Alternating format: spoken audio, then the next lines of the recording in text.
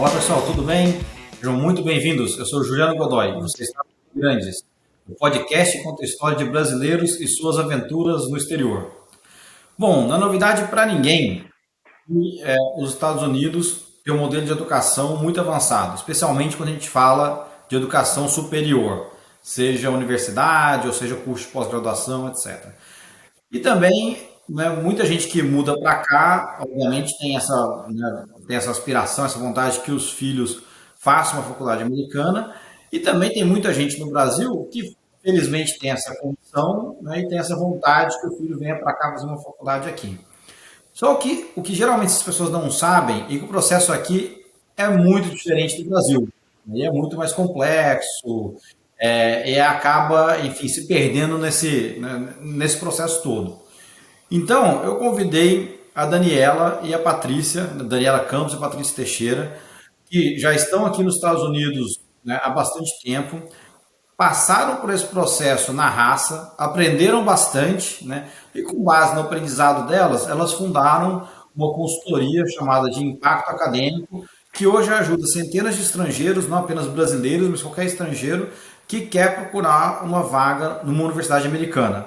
Então, se você tem esse desejo, ou conhece alguém que tem esse desejo, se liga nesse bate-papo, a gente vai aprender bastante sobre o negócio delas, mas elas prometeram para mim que vão rechear isso aqui de dica, né, para quem quer ter esse desejo aqui. Então, gente, Daniela, Patrícia, prazer conhecer vocês, obrigado por estar aqui com a gente. Prazer, Juliana, obrigada pelo convite. Prazer, legal, obrigado. Obrigada. Para a gente começar, talvez, Daniela, vamos começar então, conta um pouco aqui da sua história e como é que você chegou aqui até os Estados Unidos. Bom, eu moro aqui há 10 anos.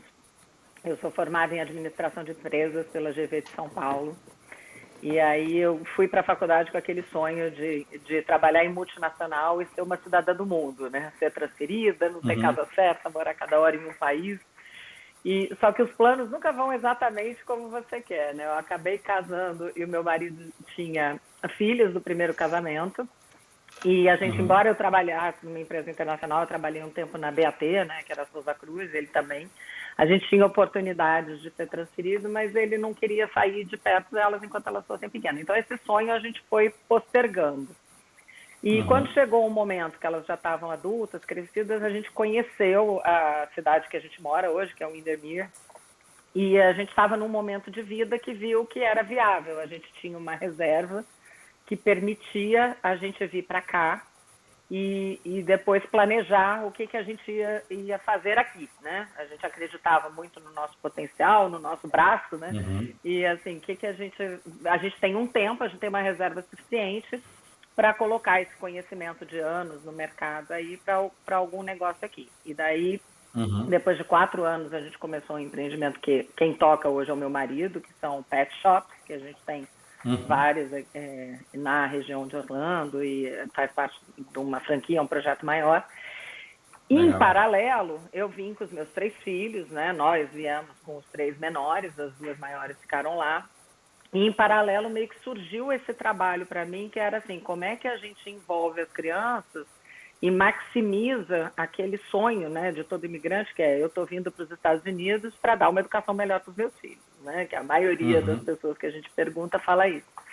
E eu vi que o meu filho mais velho, na época, estava no 2º ano da high school, e era um menino, assim, super bom, com um currículo muito bom, só que eu reparei rapidamente, quando eu cheguei aqui, que eu tinha que entender bem esse sistema para ele poder se aproveitar das melhores oportunidades, né, desse potencial.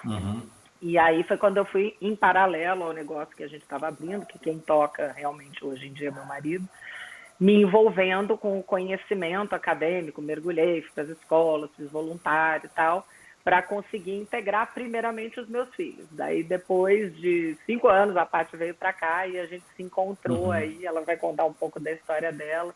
Eu trabalhei muito tempo em multinacional com pesquisa de mercado, com data mining, então essas ferramentas estão sendo muito úteis assim, para a gente ajudar os nossos alunos hoje, né?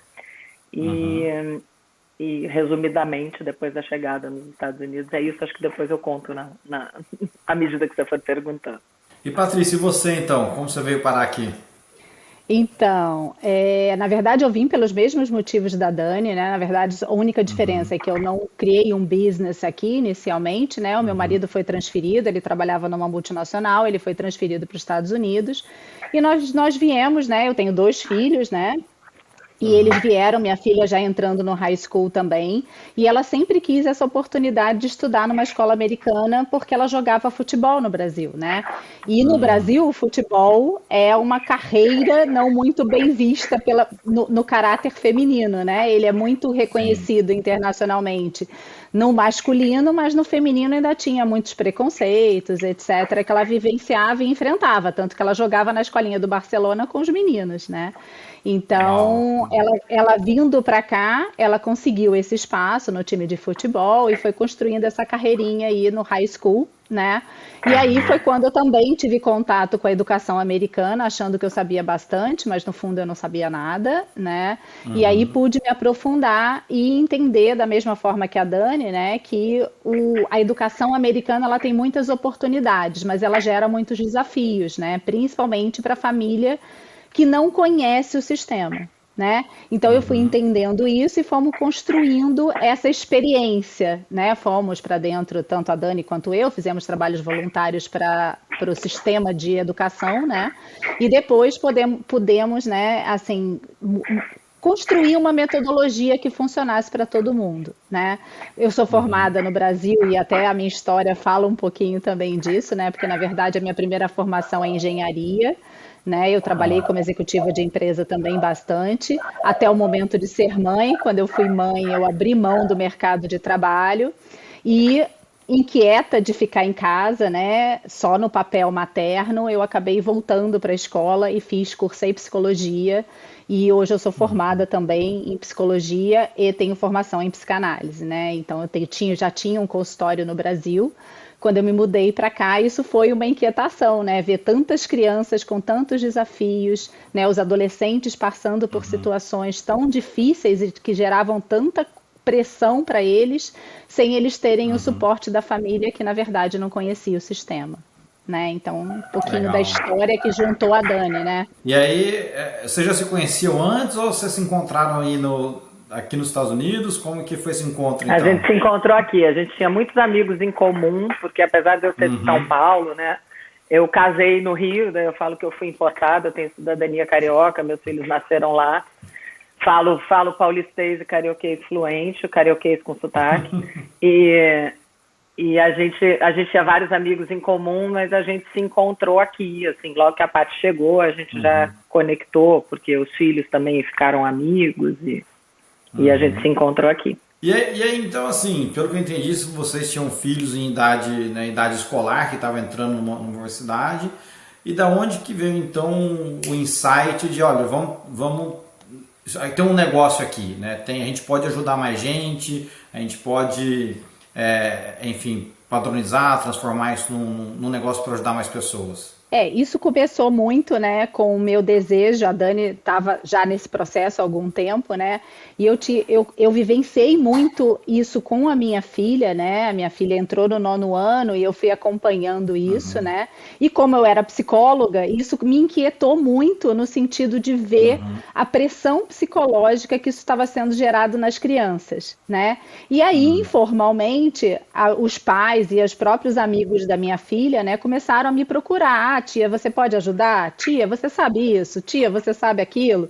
E aí, junto com a Dani, né, uma vez conversando com ela, a gente se inquietou junta, né? É A porque eu gente, passava pela mesma situação com os amigos dos meus filhos, porque o meu, para você ter uma exatamente. noção, quando eu vim para cá, o meu mais velho estava no começo da high school e a do meio no começo da middle school, né? Ela tinha 11 anos, o Rafa tinha 15 e o menor era bem pequenininho. E aí as pessoas vão vendo o sucesso dos seus filhos, e são outros imigrantes que estão chegando aqui e falam, o que você fez? Como é que faz isso? Como é que faz aquilo? Aí a gente começava a dar dicas. Só que tem uma coisa que, assim, aquela dica dada e não organizada, as pessoas não valorizam tanto. Quando eu e a Patrícia paramos para conversar sobre isso e a gente organizou o pensamento, falou assim, isso aqui é um projeto que realmente pode ajudar várias crianças que a gente via, filhos de imigrantes, bons alunos, que estavam perdendo oportunidades de ir para uma universidade melhor ou de ter algum nível melhor de bolsa de estudos, porque não conheciam e não sabiam como navegar o sistema. Então, assim, mais do que ficar dando dica, o que eu fiz com meu filho, o que a Patrícia fez com a filha dela, como a gente entendeu o sistema para fazer o que fizemos com os nossos filhos, a gente criou um modelo que a gente consegue usar para cada criança, né? Que na verdade não é um modelo, é um profundo conhecimento do sistema que a gente pega e customiza de acordo com o perfil de cada aluno, porque eu falo que essa é a grande beleza do sistema de educação americano, né? Os brasileiros falam, mas é difícil, mas é complicado, tal. Mas é lindo, porque ele é muito maleável. Então, tem oportunidade para tudo que é tipo de aluno. Eu acho que esse foi o grande mercado que a gente viu, e o propósito era esse, era que as pessoas deixassem, não perdessem mais oportunidades. Antes da gente entrar um pouco, então, no que é impacto, exatamente o que vocês fazem, Patrícia falou alguma coisa que me despertou uma curiosidade, né? Você falou um pouco do impacto psicológico desses adolescentes, e aí Sim. eu acho que todo, né, adolescente está na 18, 17 anos, está tentando entrar na faculdade, passa por isso. Você acha que assim, no Brasil, tudo bem que eu fiz isso, sei lá, na Idade da Pedra, né? Mas também tinha que fazer vestibular, etc. Então, assim, também tinha, né, uma pressão psicológica. O que você acha que mudou alguma coisa? É diferente a pressão psicológica que as pessoas passam aqui versus que elas passam no Brasil? A ansiedade é diferente? Ou é só uma ansiedade natural do processo de mudança, do processo de definição de futuro? Então, vamos lá. É lógico que a gente vai ter que falar um pouquinho do sistema, né? Como é que funciona para você entender, né? A pressão do Brasil, ela é uma pressão pontual, né? A criança entra no ensino médio, ela pode ser o cara que senta lá no fundo da sala, mas ele performa, né? Ele consegue passar de ano, ele consegue ser aprovado em todas as matérias, né? E aí, chegou perto do vestibular, ele faz um cursinho, foca durante 6 meses, vai lá e performa no vestibular, né? Isso existe, né? A gente sabe que funciona assim, né? Você não é da Idade da Pedra, eu e a Dani também passamos pelo mesmo processo, né? Nós fizemos vestibulares, né, para cada faculdade. A diferença daqui é que aqui você tem 4 anos de pressão, né? A pressão começa no primeiro dia do seu high school. Por quê? Porque você tem que performar bem durante 4 anos. Para quem está ouvindo no Brasil e não sabe o que é high school, é equivalente a 9º ano Então, até o... 9º até o 12º aqui, que seria 9º até o 3º ano do ensino médio no Brasil, né? Tem um ano a mais o high school aqui que o ensino médio do Brasil, né? Então, o tempo de pressão é muito grande, Juliano. O que acontece, né? A criança, na hora que entra no high school, ela já sabe que ela precisa performar durante 4 anos. Ela precisa construir um currículo. Ela não basta ela performar academicamente, ela tem outras coisas que entram nesse currículo, né, que estão fora do controle dela, né, e que ela vai ter que aprender, como fazer trabalho voluntário, desenvolver-se como pessoas interessantes, né? E o que é ser pessoa interessante com 14, 15 anos? Difícil, né? Você não sabe ainda nem o que você quer fazer como profissão, né? Então eu acho que o tempo de exposição à pressão é que é muito grande, né? E eles sabem que academicamente a pressão é um pouco diferente da do Brasil. No Brasil, se você tirar 6 e passar de ano, aquela nota não conta no cálculo de como você vai para uma faculdade. Aqui, qualquer nota conta no cálculo do que ela vai fazer na faculdade ou para onde ela vai aplicar. Todo mundo vai ver o histórico escolar daquela criança, né?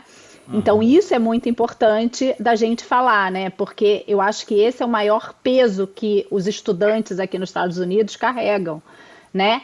E porque, sei lá, teve um dia que você tá mal, você não vai bem numa prova, tem uma matéria que você não vai tão bem, mas você tem que ir bem, né? Então, esse modelo, ele te pressiona desde o primeiro dia durante 4 anos, né? Acho que esse é o maior impacto psicológico, né? Sim, sim. Realmente nesse sentido é uma diferença substancial. Então, Daniela, vamos entrar então no detalhe da impacto. Então, explica pra gente um pouquinho né, sobre o impacto e quais tipos de serviços que vocês oferecem.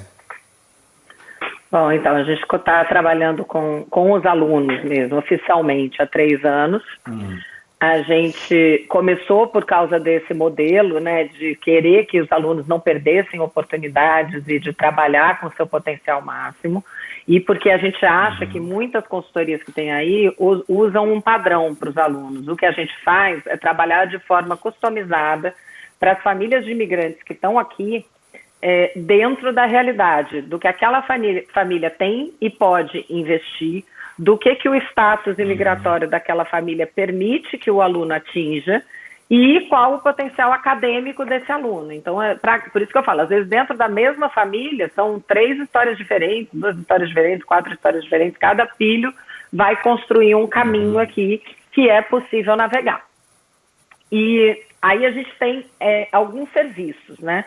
Tem um primeiro serviço que a gente chama que é a consultoria familiar, onde a gente trabalha geralmente e idealmente, né, numa primeira sessão com os pais e com os alunos, e a gente apresenta como navegar o sistema americano de educação. É como se fosse a gente dar uma bússola para eles, né? Então é assim que funciona em cada etapa da escola.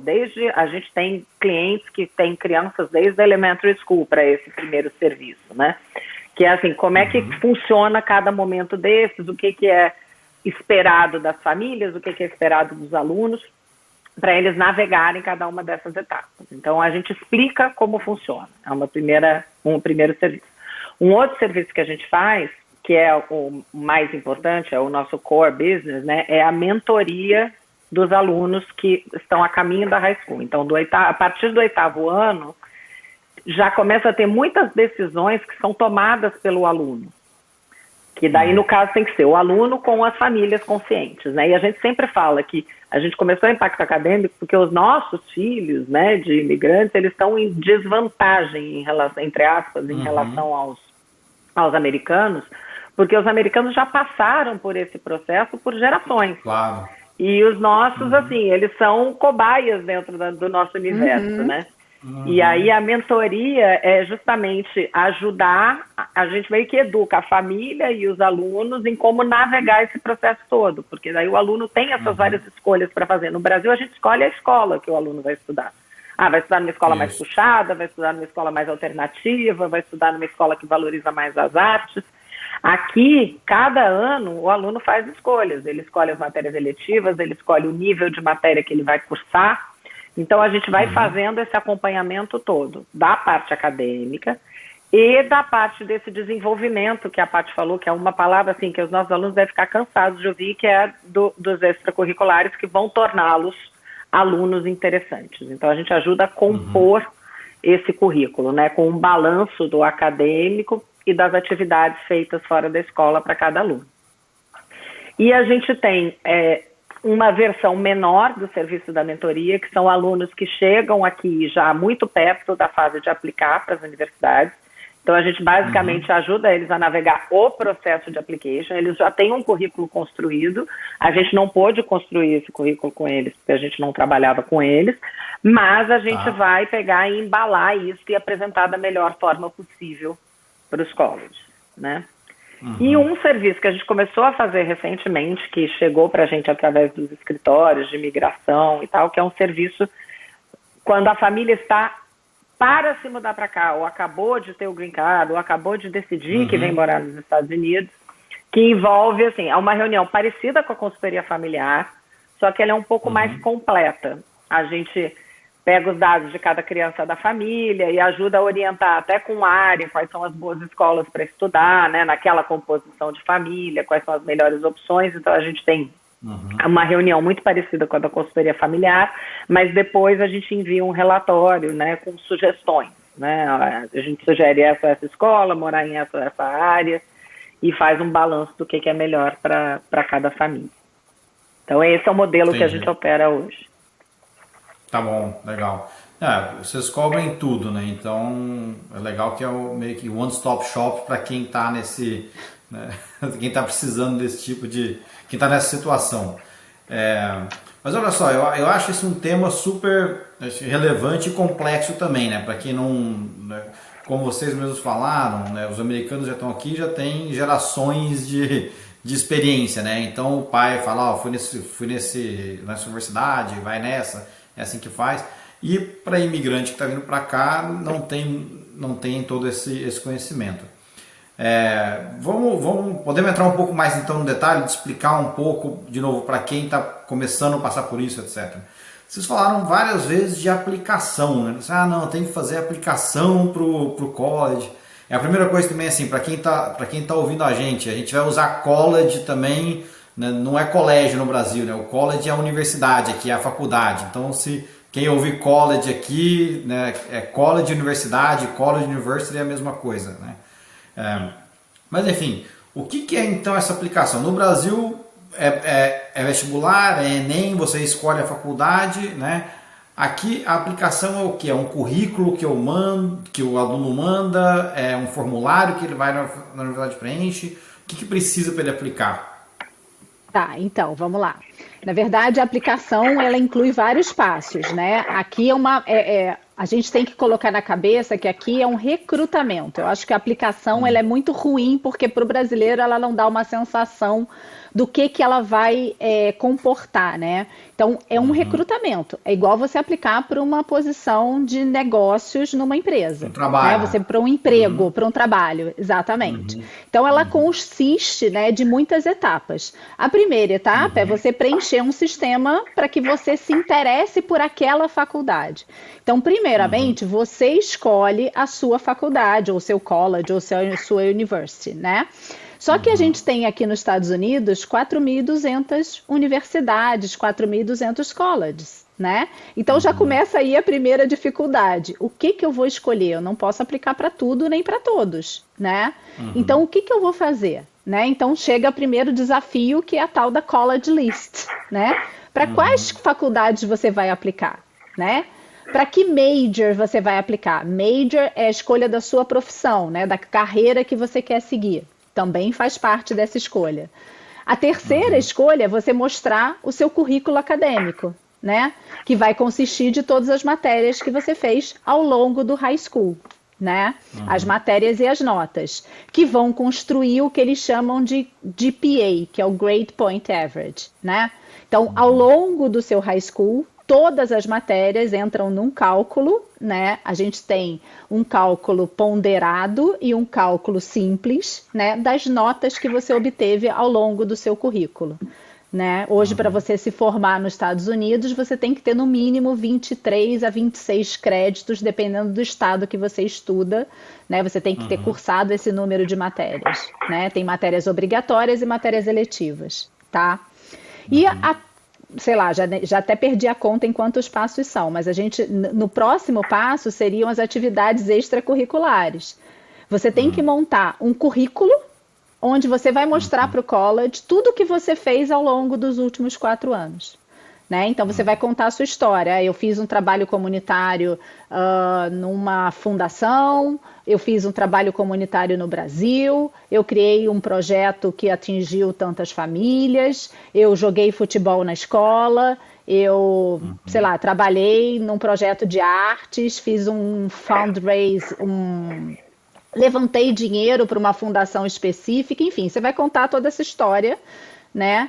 E além disso, você ainda vai ter que fazer o que a gente chama de Standardized Test, que na verdade seria próximo ao modelo do vestibular, mas que são provas estandarizadas, né? Que são aplicadas nos Estados Unidos inteiro e fora dos Estados Unidos, que se chamam SAT e ACT, no qual eles vão ter uma nota, né? Mas são provas que consistem em avaliações apenas de inglês e matemática. Tá? Um pouco diferente do vestibular brasileiro. Então, são muitas etapas, né, que o estudante vai ter que somar para poder fazer um application no final do processo. Ok? É mais ou menos isso. Acho que foi claro, né, Dani? Não, nesse resumo já tem bastante coisa, né? Então, acho que a gente vai ter que meio que destrinchar uma por uma, né? Dani, talvez fale um pouco do College List, então, porque, como a Patrícia falou, tem 4.200 universidades aqui nos Estados Unidos. Não sabia desse número. tô com um filho de 16 anos, que eu falo para ele, ó, me dá sua lista de 5 ou 10 que você vai aplicar. Primeiro, acho que a primeira pergunta é essa, qual o número ideal para aplicar? É 5, 10, Então, 3, 50? não tem um né? não tem um número ideal. Tem um número seguro, né? A gente trabalha com margens, assim. A gente trabalha com... Quando a gente constrói a College List com o aluno, e é uma reunião que a gente geralmente tem as nossas sessões só com o aluno, né? Mas a reunião final para aprovação da College List, a gente gosta de fazer com os pais, porque ela envolve uma decisão da família. Tem algumas faculdades ali que o filho pode estar sonhando, mas que se ele entrar tem um impacto financeiro para aquela família, né?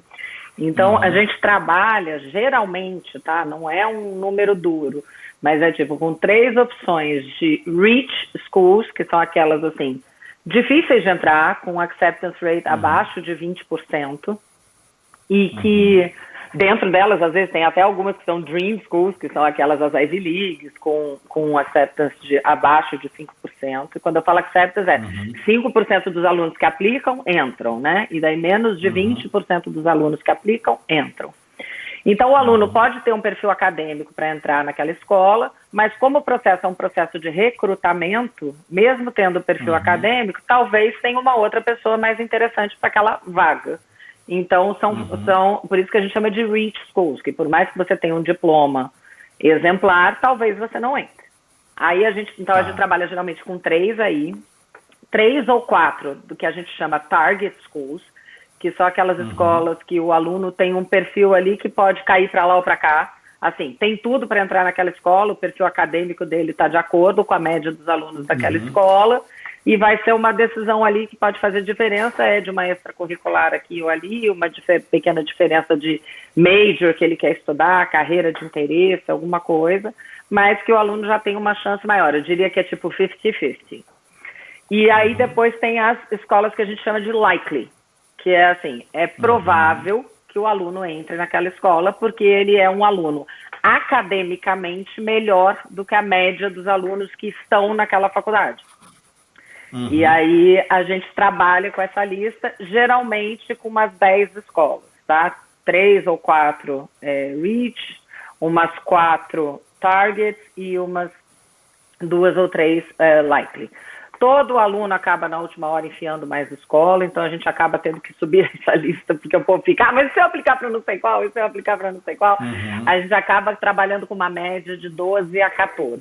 Agora, o importante é quando a gente está construindo essa college list, é realmente entender. Por isso que a gente gosta muito do trabalho da mentoria, que aí a gente conhece bem esse aluno, a gente já vem trabalhando com ele há 2 anos, 3 anos, e entender, assim, as áreas de interesse desse aluno, as carreiras que eles podem vir a seguir, né? Porque aqui nos Estados Unidos eles não precisam escolher um major antes de entrar da faculdade, eles podem escolher no 2º ano da faculdade. Mas a carreira que ele pode querer seguir impacta essa decisão desde o começo, porque, por exemplo, um aluno que quer definitivamente ir para a área de saúde, pode ser que ele faça medicina, pode ser que ele faça nursing, mas significa que ele vai ter que estudar 4 anos de um undergrad e depois ele vai ter que estudar mais 2, 3, 6, dependendo da carreira que ele escolher, numa graduate school. E isso impacta a decisão da família, porque é uma decisão de investimento, né? Então, assim, é muito importante a gente conhecer bem o aluno para compor essa college list dentro da realidade daquela família e da perspectiva de carreira daquele aluno. Eu queria saber qual que é o segredo de vocês para vocês fazerem com que os adolescentes conversem com vocês. Porque são perguntas complexas. É assim. Deve ser isso então, porque sempre quando eu pergunto, né, para o meu filho, para os amigos do meu filho, o que vocês querem fazer, para onde vocês vão? Eu não sei. Então, é claro que deve ter um segredo. Que ficam assim, eu não sei. Mas o segredo mesmo é a gente falar com eles sozinhos. Quando eles estão só com a gente, Juliana, é impressionante como eles se abrem, como é que eles querem conversar, como é que eles se apresentam. Muitas vezes, sei lá, de acordo com a minha, não vou nem contar as histórias dos adolescentes, né? Mas eu fui engenheira e depois hoje eu sou psicóloga, né? Então, essa mudança de carreira, às vezes a família, né, é uma família toda de engenheiros. O pai espera que o cara seja engenheiro e o cara quer ser outra coisa, quer ser, sei lá, quer trabalhar na NASA. entendeu? Não quer ser engenheiro, sei lá, engenheiro civil, ele quer ser engenheiro aeronáutico, ele quer ser médico, ele quer ser advogado. E muitas vezes, com a família, é muito difícil ele se posicionar contra uma pressão familiar, né? Então, às vezes, essa pressão familiar, ela acaba não acontecendo quando a gente assume essa mentoria, né? Eles eu acho têm que essa tem um outro liberdade. aspecto também, que é o seguinte, a partir do momento que, obviamente, eles concordam com a família, né, na contratação da consultoria, é porque são alunos que querem ser ajudados. Às vezes eles não Sim. têm o espaço, né? Eles não se sentem à vontade, eles têm essa pressão que a Paty falou da família. Então, quando eles estão sozinhos com a gente, e a gente vai dando informação, eles vão ajudando, eles vão... Tem uns que demoram mais para pegar, mas tem outros que vão.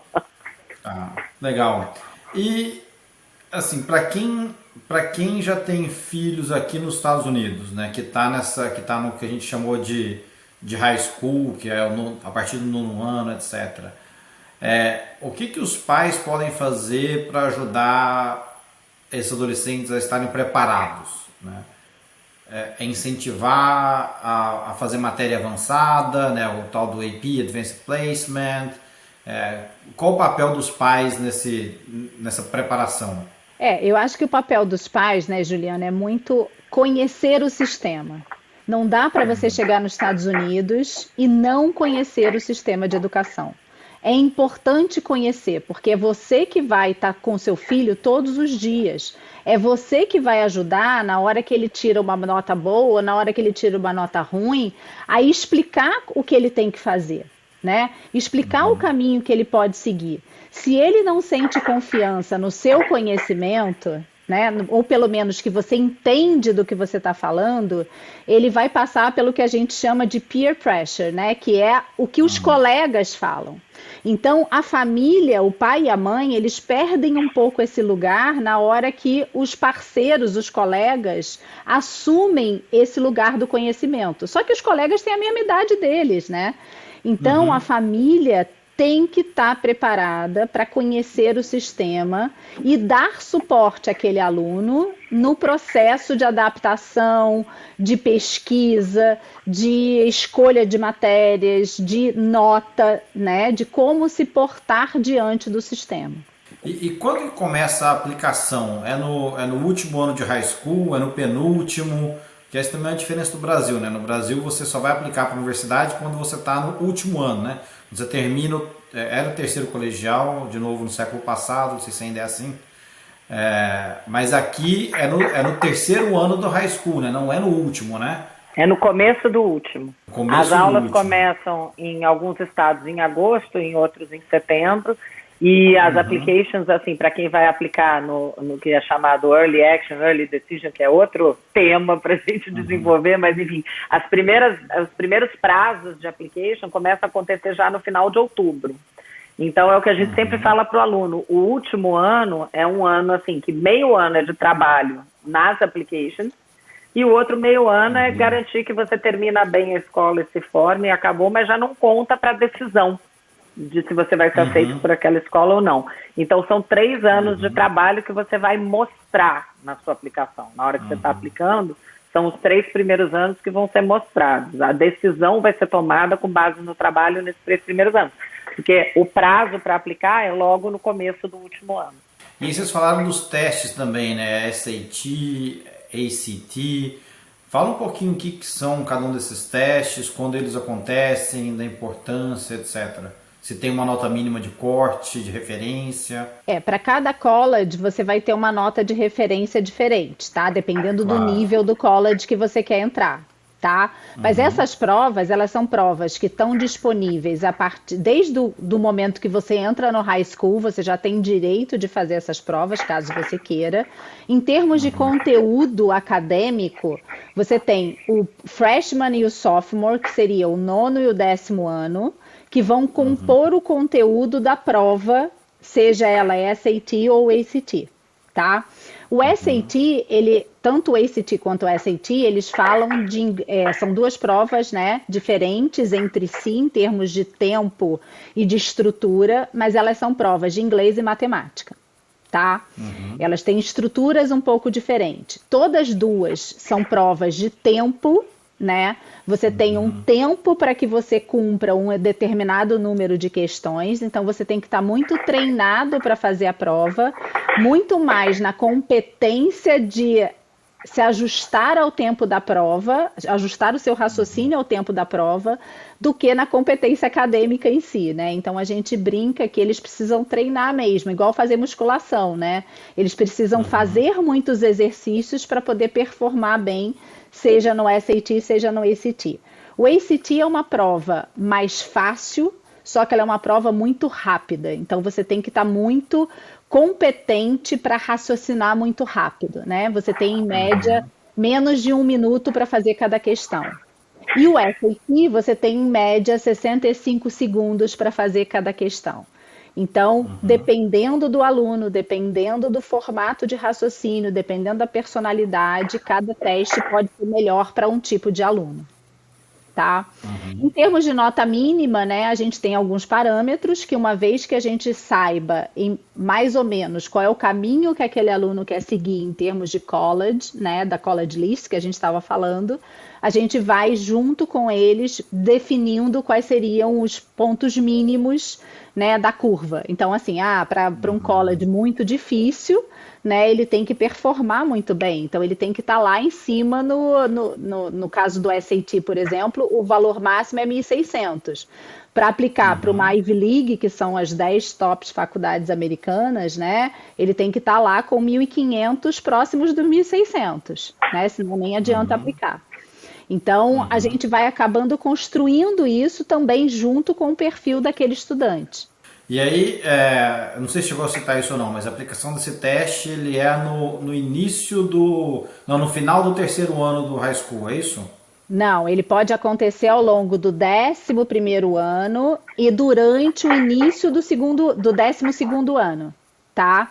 O ideal é que você faça várias vezes, existem várias provas que podem ser feitas, eles oferecem em média 8 provas por ano, né, de cada um deles, seja do SAT, o ACT é um pouquinho menos, mas tem 8 provas que eles podem fazer por ano, não é uma prova de vestibular, como a gente tem no Brasil, são várias provas no qual eles podem escolher fazer essas provas ao longo desse ano ou de 1 ano e meio, 2 anos, né? Vai depender de quando eles escolhem começar a fazer essa prova.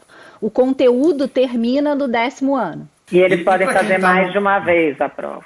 Entendi. A prova é aplicada na escola mesmo, é isso? Em alguns casos, sim. As escolas oferecem 2 vezes por ano para alguns alunos. As escolas públicas.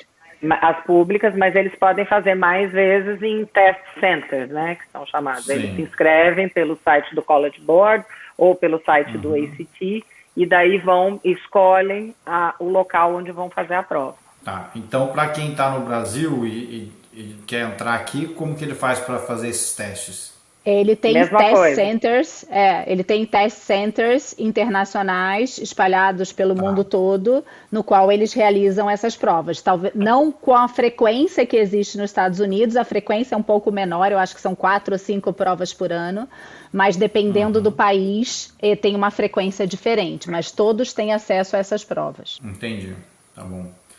E tem uma outra coisa que eu conheci aqui nos Estados Unidos, que no Brasil não existia, que é o chamado Community College. A gente falou um pouco de custo, aí talvez também a gente pode falar um pouco daqui a pouquinho falar um pouco de custo, mas pelo que eu entendi, o Community College ele é uma universidade também com um custo menor, né? Obviamente não tem o nome de uma grande faculdade, talvez não tenha, né, a marca, etc. Quais são, talvez explique um pouquinho o que é esse Community College, né? E muita gente entra por um Community College e depois transfere para uma outra faculdade, né? Como que é esse processo? Na verdade, os dois assuntos se misturam. A gente falar do investimento e do Community College, a gente vai acabar falando das duas coisas juntas. Que é o seguinte, você tem a opção da educação gratuita nos Estados Unidos pelos 12 anos da high school, depois até a high school. Depois da high school, todo e qualquer investimento em educação será pago em algum nível.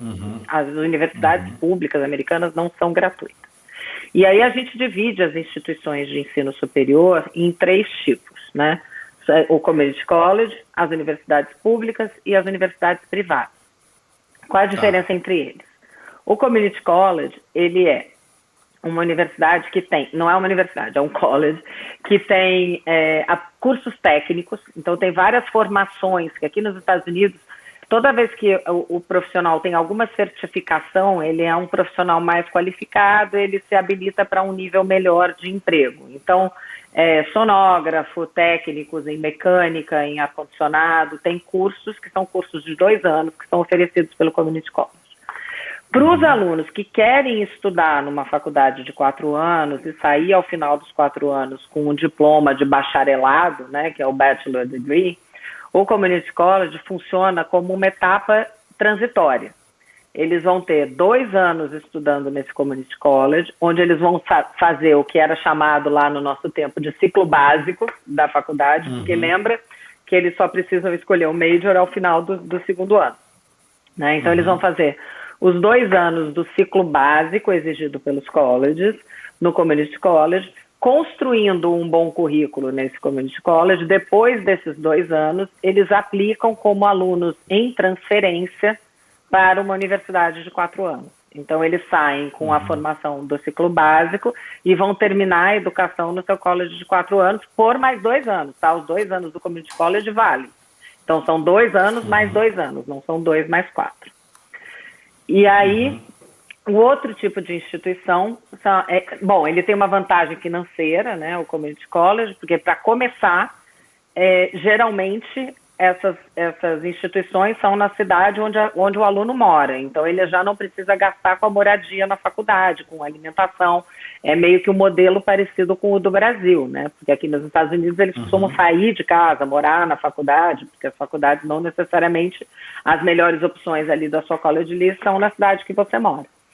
E então, o Community College, ele de cara representa uma economia, porque não só os créditos são mais baratos, como você não tem que gastar para morar na escola, porque geralmente é um aluno que vai e volta para casa, como é, em geral, a universidade no Brasil, né? Eu estudava na GV, eu ia, de tarde eu voltava para casa. As universidades públicas, ao contrário do Brasil, elas não são gratuitas. Elas são subsidiadas, né? O que isso quer dizer? Como elas recebem dinheiro do Estado, elas têm que devolver esse dinheiro para a população contribuinte daquele Estado. Então, aí entra o benefício do in-state tuition e o out-of-state tuition. O que isso significa? Se você vai estudar numa universidade pública, no estado onde você mora e paga suas taxas, e onde você estudou, em alguns estados é pelo menos 1 ano da high school, em outros estados são 2 anos da high school, você tem direito ao in-state tuition, que é uma tuition, né, subsidiada. Então, dando exemplo, assim, ela chega a cair para 30% do valor, quando você compara o valor de um aluno de fora do estado e o aluno no estado, ele paga 30% do que o de fora do estado paga. Não é 30% de desconto, é 30% da tuition. Só que ainda assim tem a despesa da moradia. E depois a gente tem o outro tipo de instituição, que são as universidades privadas, e que daí essas têm um price tag que é o mesmo para todo mundo. Não interessa se você é morador de Nova York ou não, se você vai estudar na NYU, ela é uma universidade privada, ela vai custar o mesmo preço. Para quem é do estado, para quem é de fora do estado. Então, assim, isso é o preço seco, né? Sem se falar nas opções de bolsas de estudo. Mas o que significa o in-state tuition, a vantagem do Community College, o que significa a economia financeira do Community College, é desenhado nesses 3 tipos de instituição. Então, vamos talvez, assim, se alguém está começando a, né, pensar nisso agora, né, e aí vocês falaram bastante sobre o investimento que né, e alguém tiver pensando nesse modelo de, olha, eu quero mandar o meu filho para uma universidade, né, não um community college, vamos supor que a pessoa queira fazer os 4 anos, etc., numa escola boa, não vai ser uma Ivy League, etc., mas uma escola. As pessoas têm que se preparar para investir quanto nesse, né? Ou qual é um range de investimento? No preço seco, como você disse, Daniela. No preço varia muito, porque você vai ter depende muito, porque depende no in-state, se é privada, se é pública, então pode variar, quer ver, ó, 60 mil, sem falar em bolsa nenhuma, tá? Até quase 400 mil dólares. Entendi. O investimento de 4 anos, tá, Juliana? O de 4 anos, Ah, 300 agora tá dólares, fácil, então. Agora tá fácil, então. Facilitou, Agora... né? De 60 a 320, vai. Você pegar as mais caras, assim, elas custam em torno de 80 mil dólares por ano. Tá? Já com moradia, com tudo, não só a anuidade, né, da faculdade. Então, assim, com moradia, o custo total vai ser em torno de 80, 85 mil dólares. E para uma universidade no seu estado, né, pública e tal, vai custar em torno de 15 mil dólares por ano. Então agora vamos falar então de como trazer esse price tag para baixo, né? Quais são as opções que os alunos têm para conseguir, enfim, tem gente que não consegue afford, né, etc, não consegue pagar por esse custo. Quais são as opções, talvez, de bolsa, ou melhor ainda, talvez vamos começar assim, o que esse aluno tem que fazer na high school ainda, né, para aumentar um pouco a chance dele ter uma bolsa ou um desconto na faculdade? Bom, a primeira opção de reduzir custo é ir para uma universidade pública no seu estado, ponto.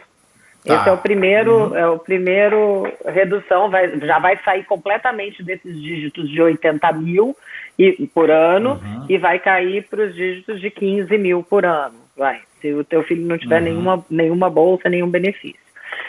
Outra opção durante a high school é trabalhar, dependendo do estado, tem alguns estados que oferecem bolsas de estudo, aqui na Flórida tem uma bolsa super popular que só depende do aluno conseguir conquistar essa bolsa, não depende da instituição dar, porque qualquer outra bolsa de estudo depende da instituição querer dar ou ter a disponibilidade de dar e o aluno qualificar para aquele perfil. Essa bolsa que tem aqui na Flórida só depende do aluno, ele tem que atingir uma determinada nota no SAT, um determinado GPA e um determinado número de horas trabalhadas ao longo da high school, sejam elas voluntárias ou remuneradas. E aí, com isso, ele pode garantir ou 100% de bolsa ou 75% de bolsa nas universidades públicas da Flórida. Tá?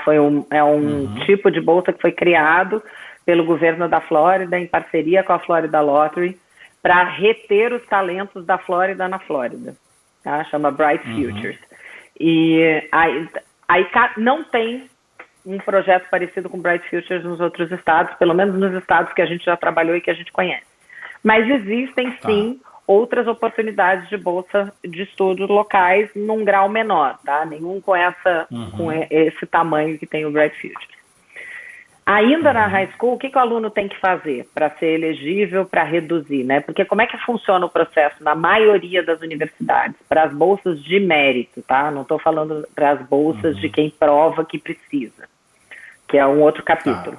Mas para as bolsas de mérito, como é que funciona? Para a maioria absoluta das faculdades, o aluno vai aplicar, vai contar tudo que ele fez, toda a pessoa interessante que ele é, escrever as redações e tudo mais, e a universidade vai te responder, eu quero você aqui, e para ter você aqui eu estou te dando uma bolsa de estudos de 30%, ou te dando X dinheiros de desconto por ano.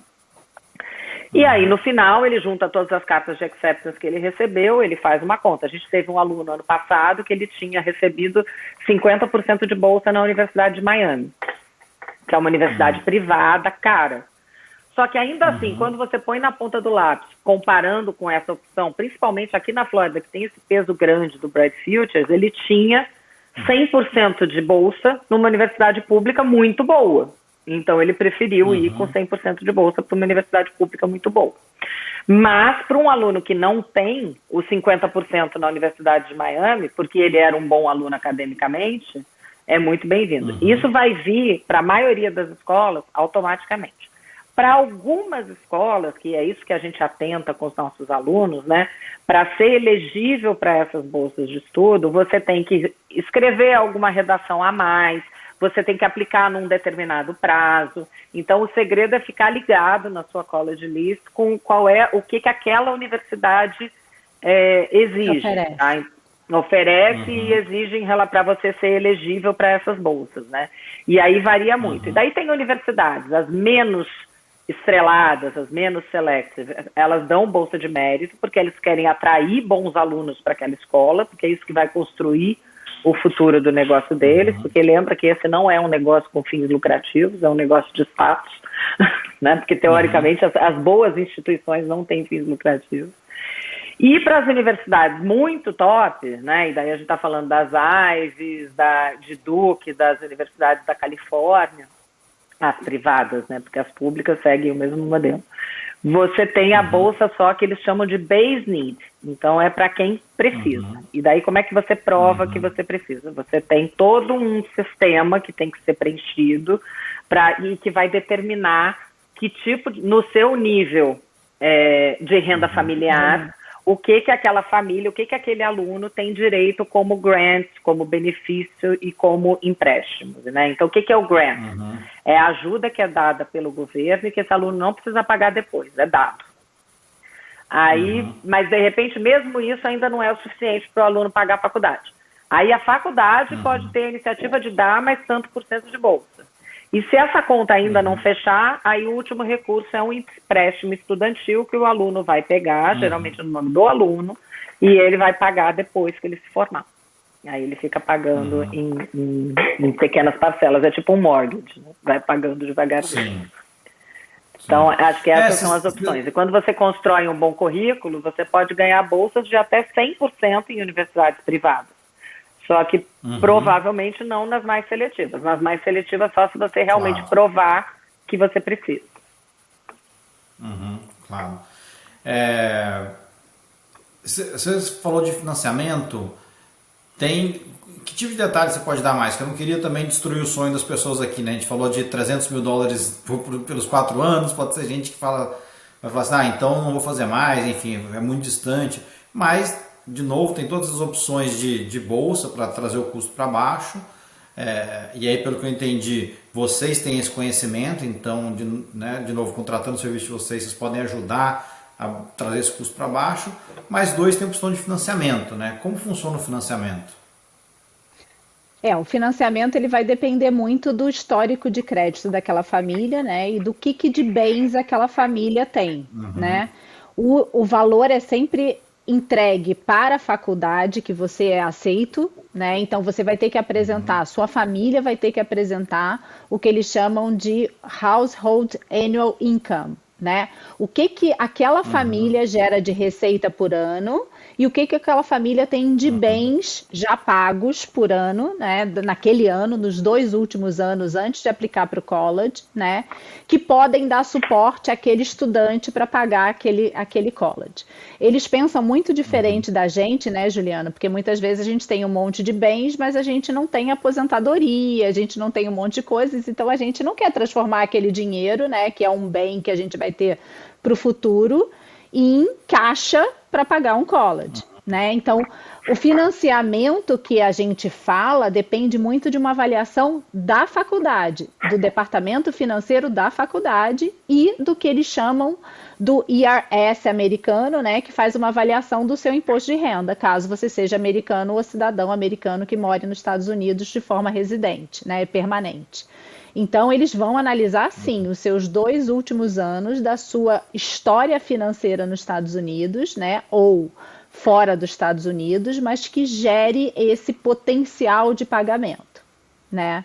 Então, tem famílias que não têm renda, por exemplo, sei lá, a Dani sempre fala a história de Harvard, né? Se você for aceito em Harvard, se seu filho for aceito em Harvard e a sua receita anual foi inferior a $75 mil, Harvard te dá uma bolsa de 100% para o seu filho. Você não precisa pagar a faculdade, eles vão pagar a faculdade por você. Tá?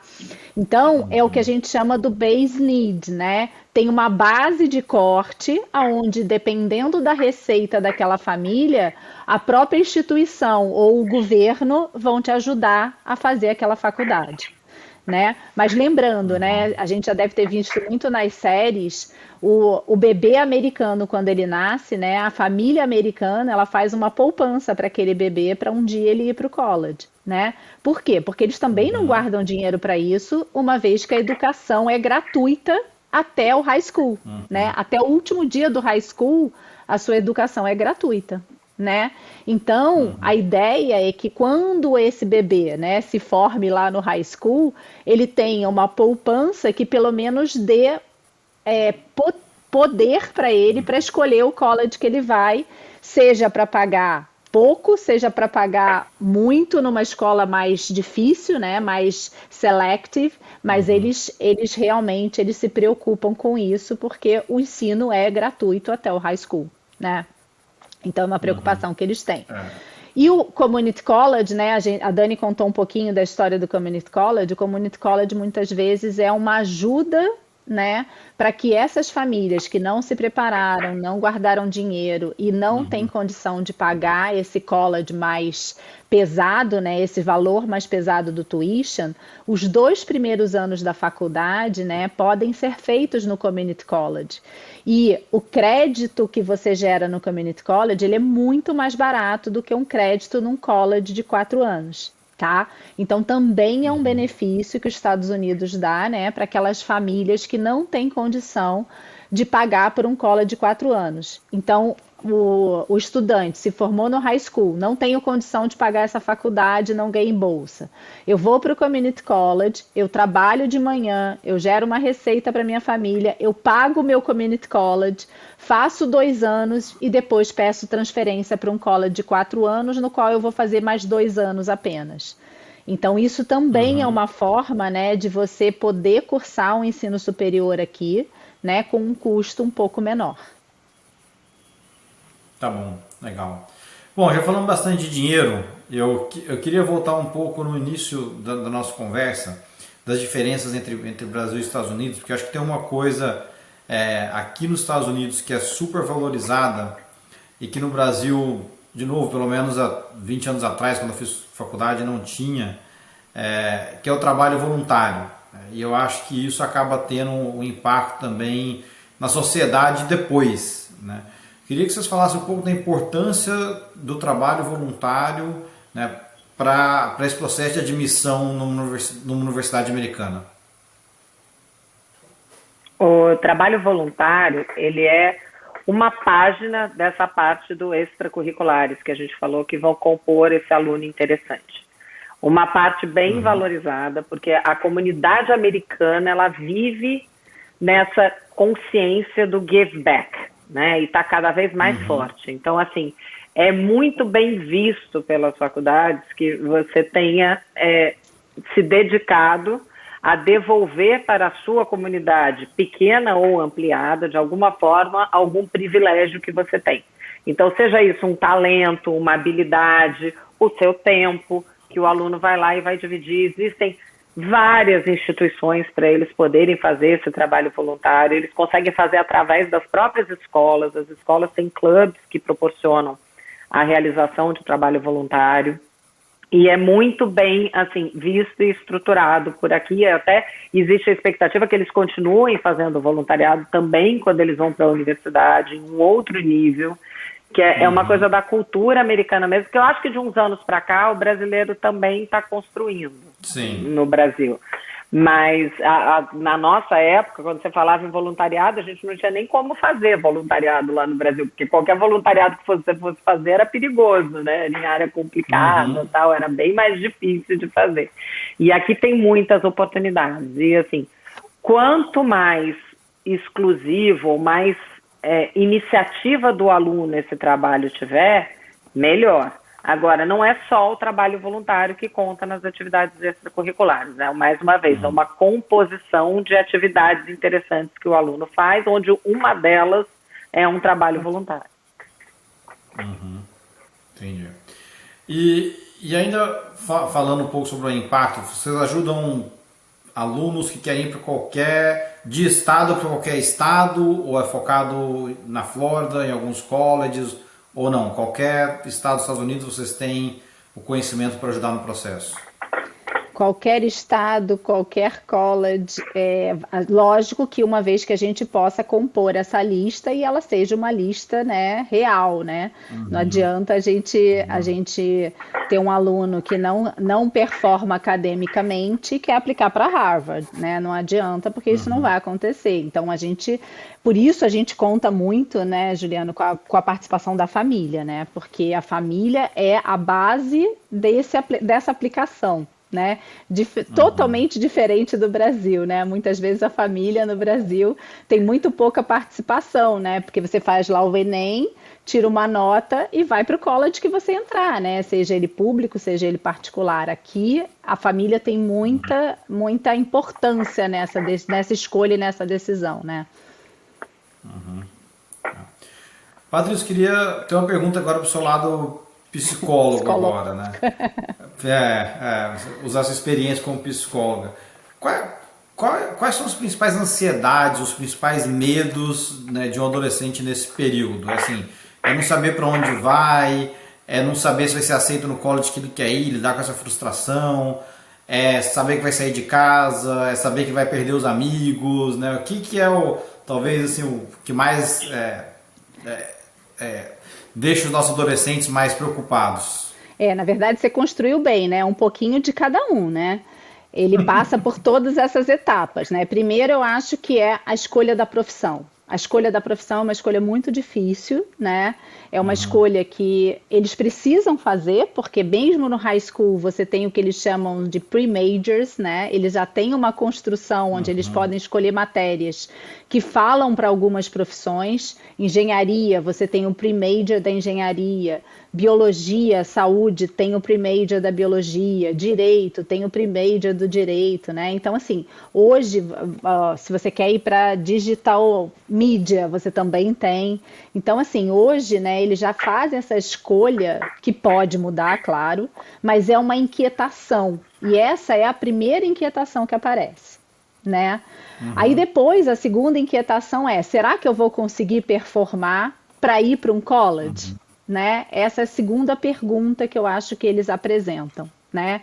E depois vem todas as outras, que é como é que vai ser. Eles querem muito morar fora, eles querem muita independência, mas nós, como famílias brasileiras, temos uma cultura que deixa eles muito presos a nós, né? Como pai, como mãe.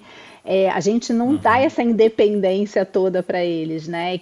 Ou pelo menos eles não conseguem vivenciar isso no dia a dia. Então é muito engraçado, porque ao longo dos 3 primeiros anos, né, as crianças falam, não vejo a hora de ir para o college, né? O filho da Dani sempre brinca, ele fala, né? A primeira vez que ele foi visitar o college do irmão, né? Ele falava que era como é que é, Dani? 4-year... 4-year sleepover with your friends. Você vai ficar 4 anos morando fora de casa e dormindo com seus amigos, né? E nos 3 primeiros anos do high school é isso que aparece, tá? Eles têm essa vontade, esse desejo, que college que eu vou. Quando chega na véspera de aplicar, eles ficam muito nervosos. Por quê? Porque eles sabem que eles vão perder as mordomias que eles têm dentro das nossas casas, né? Então isso é uma inquietação que acontece no senior year muito forte, tanto dos pais, principalmente das mães, né? Especificamente das mães, mais forte, mas também aparece muito nas crianças, né? E, mais uma vez, é uma mudança, né? Eles estão com os amigos fizeram esses 4 anos ali dentro da mesma escola, por mais que eles não convivam em todas as matérias. Quando eles vão para o college, nem todo mundo vai para o mesmo college. Então isso é uma pressão também, no qual eles vão ter que criar novas amizades, construir novas relações, né? E isso muitas vezes acontece sei lá, o cara tá namorando uma menina, a menina vai para um college, o cara vai para outro college. Nossa, isso dá um chabu danado, né? Então a gente também tem que tomar muito cuidado com isso. Ou muitas vezes você abre mão do desejo de ir para o college que você queria para poder estar com seu namorado. Aí quando chega no college dá ruim. Chega lá, termina.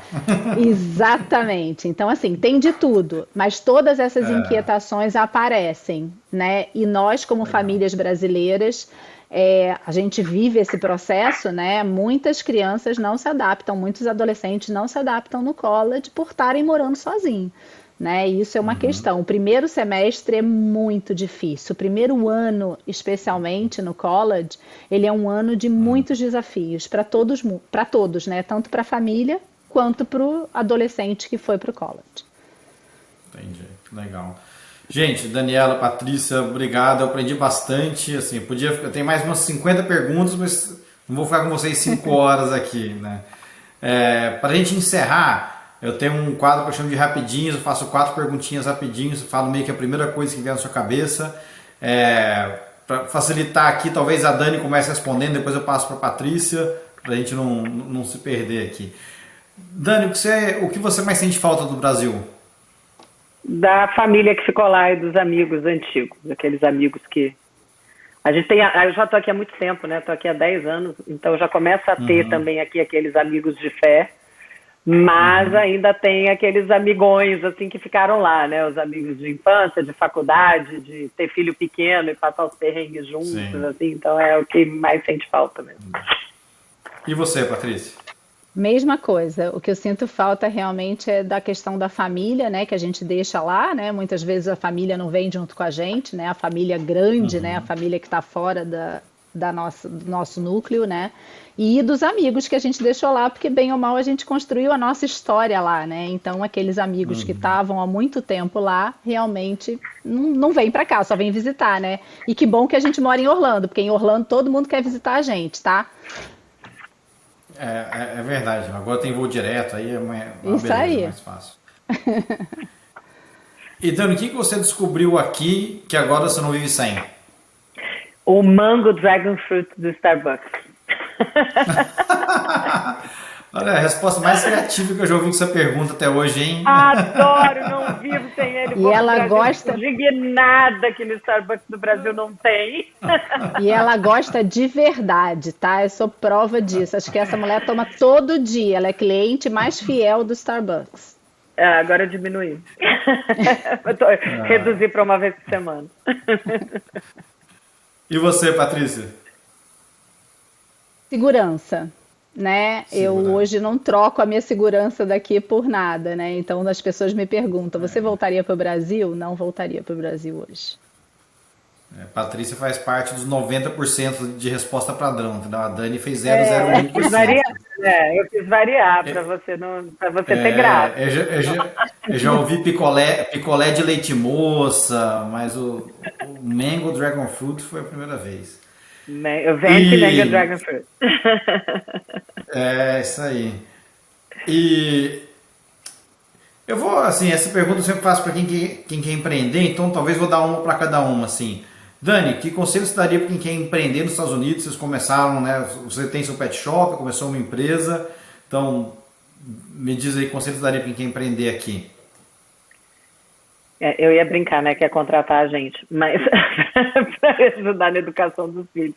Mas, falando sério, eu acho que é ter um bom contador de confiança, porque o sistema aqui ele é relativamente simples, você abre uma empresa fácil, mas tem vários detalhes, assim, para conhecer, e você tem uma coisa que leva a gente para cadeia nesse país, é o IRS, então é ter um bom contador.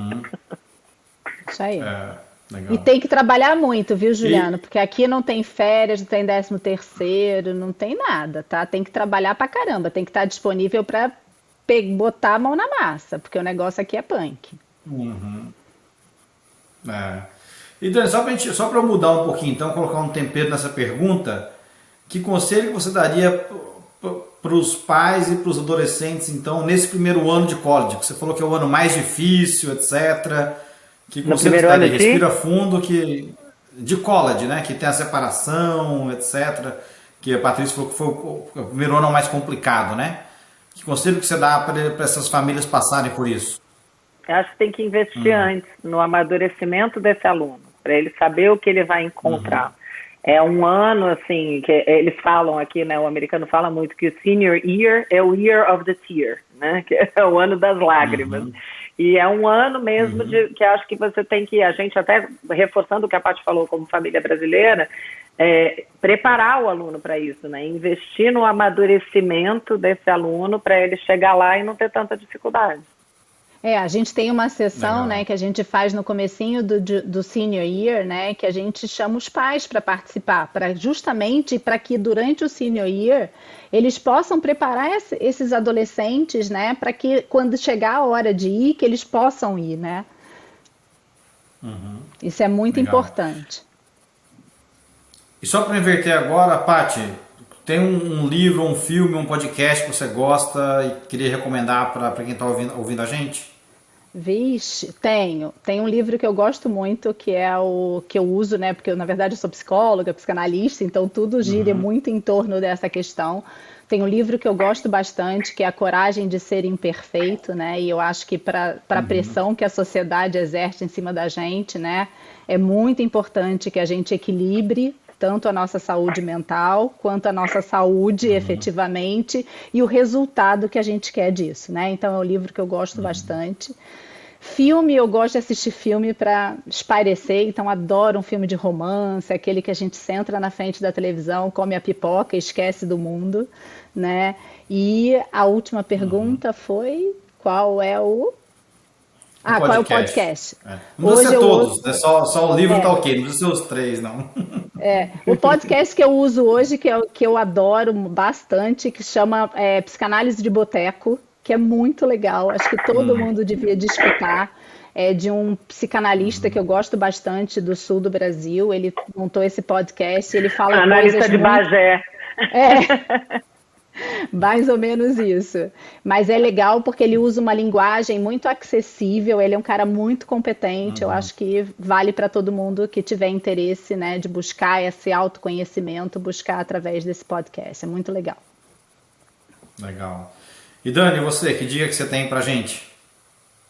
Não, eu adoro o podcast, eu sou viciada na Gabi Oliveira, que é uma estrangeira, que ela traz umas entrevistas, ela não sei se você conhece, já ouviu falar na Gabi, ela é professora em Harvard, ela é antropóloga, e ela mora aqui nos Estados Unidos, super brasileira, e ela traz questões, ela tem uma delicadeza, assim, na hora de entrevistar as pessoas, que eu acho muito legal, ela fala de assuntos, assim, ela busca pessoas muito interessantes e tem sempre esse olhar do estrangeiro nos Estados Unidos, com a visão, olhando lá para o Brasil, e que a gente perde um pouco, né, esse lugar, com toda essa loucura que está agora, essa polarização política, tá falando assim, mas você não está aqui para falar, né, e ela tem muito esse olhar, assim, eu gosto muito de chamar uma estrangeira. Show. Gente, de novo, muito obrigado pelo tempo, obrigado por compartilhar todo esse conhecimento com a gente. Hora do Jabá, onde o pessoal acha vocês, agora dá tudo aí, dá website, telefone, WhatsApp, o que vocês quiserem.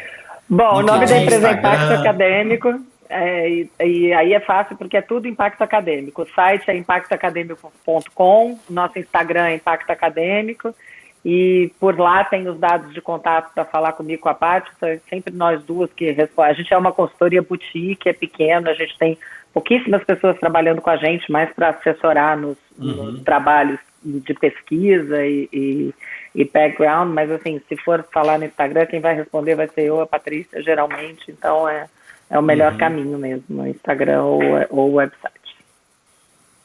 Tá bom, depois a gente coloca na descrição do episódio, a gente coloca o link para o pessoal poder visitar vocês lá. Tá bom. Legal. Gente, show de bola, muito obrigado de novo.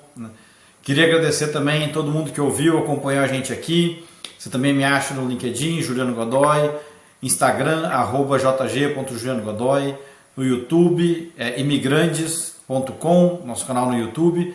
Vai lá, gostou desse episódio, dá um joia, compartilha, faz um comentário. Tiver dúvida, põe sua dúvida no comentário que eu peço para a Patrícia e para a Daniela responder para a gente depois. Obrigado, gente. Eu fico por aqui. Até a próxima. Obrigada.